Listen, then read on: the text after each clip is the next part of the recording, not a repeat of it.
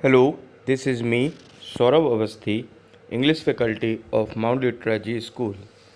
And today we are going to start with the topic Iswaran the Storyteller, which is the third chapter of Moments in English Literature. Okay, so now we are going to start the summary of the chapter,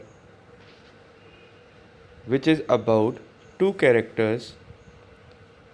One of them is Iswaran, the one who is going to be the speaker, the one who always used to create many different type of stories, and another one was his owner, or we can say him the master, and the master's name is Mahendra. Okay, so let's begin with the story of Mahendra and Iswaran. Okay, let's begin.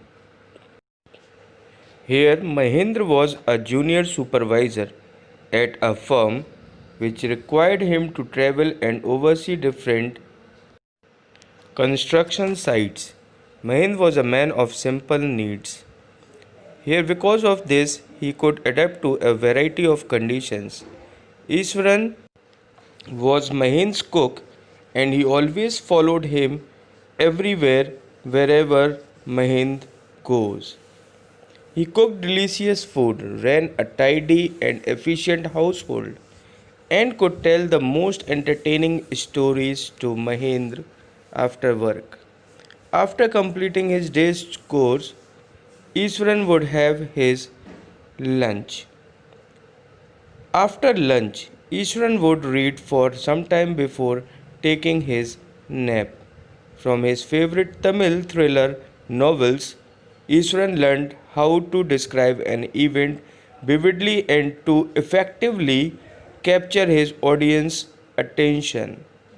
So, whenever Iswaran would narrate a story, he would work in suspense and a surprise ending in order to keep the audience on their toes. Iswaran had a willing ear in Mahendra, who would sit in his cane chair and listen to his stories uncomplainingly. One of the stories he narrated was of an escaped elephant. This elephant entered his hometown, smashing all the market stalls. Then he entered the school building and started destroying the things over there. The teacher and students ran up to the roof in panic. As they watched in terror, Iswaran suddenly grabbed a cane from the teacher and ran outside. The mad elephant was stamping and kicking around. So here, Iswaran was scared but slowly advanced on the elephant. As the elephant charged at him, he swung the cane and hit its third toe. Stunned, the elephant collapsed. Iswaran at this point stopped narrating and jumped up to warm the dinner.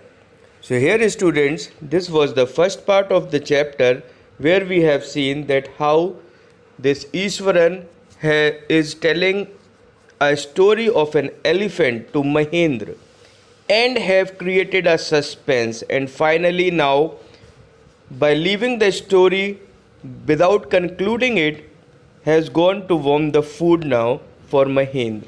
And right now Mahendra is sitting and just waiting for Iswaran to come back and to complete the story.